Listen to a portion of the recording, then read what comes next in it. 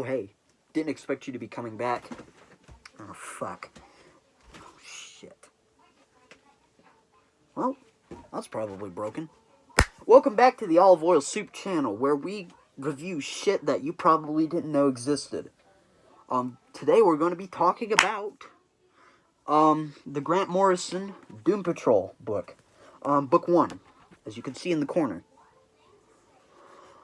It's by Grant Morrison, and it's really good. I think it was originally made in 1989. The book itself is over 400 pages long, and it collects issues 19 through 34 of the Grant Morrison Doom Patrol issue series. What can I say about this book? Well, let's start with it is weird as shit. You might think I'm exaggerating, but trust me. That's exactly what I thought when I saw the Amazon review. One of the Amazon reviews was like, it's good, but it's weird. And I thought, well, it can't be that weird. It's weird. It's practically 400 pages of what the fuck is going on. But that doesn't mean it doesn't have a comprehensible story. It does. It's just incredibly weird. Well, the villains themselves, let's just give an example. The first villains you meet are these things called scissor men, hence why, since I can't talk for shit, hence the scissors in the background. The scissors in the background, what am I talking about? I'm talking about the villain, not the fucking cover. The villains are these men wearing skin-tight red and black suits with scissor hands. And their leaders are two popes. One wears black and the other wears white, and they both have clock faces. And the way to defeat said popes, you ask one of them a riddle. I'm not joking. If you want to read it yourself, it's like $30 on Amazon. It's a really good book. One of the characters, as seen here, one of the villains is, the Butterfly Collector. He collects butterflies. Hence the fucking name. Real creative, DC.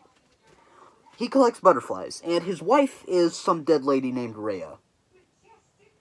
Well, she's not dead, but she has a knife in her back, and half the time she's bleeding.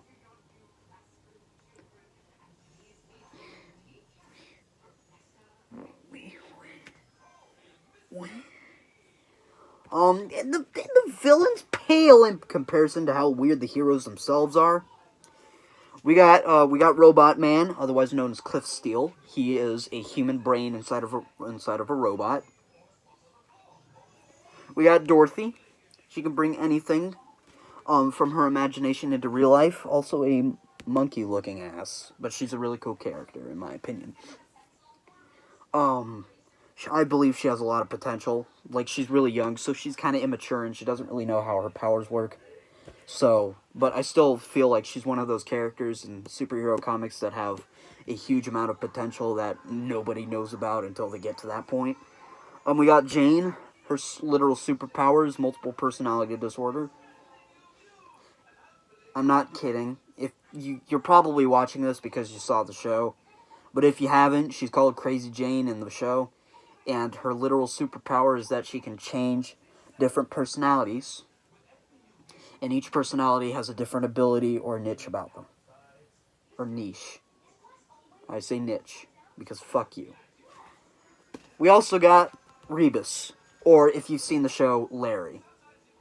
He's also referred to as Larry by Cliff in the comic book, but he prefers to be called Rebus. He's a combination of a man and a woman, and a negative being. Or a negative spirit, as they call it in the comics.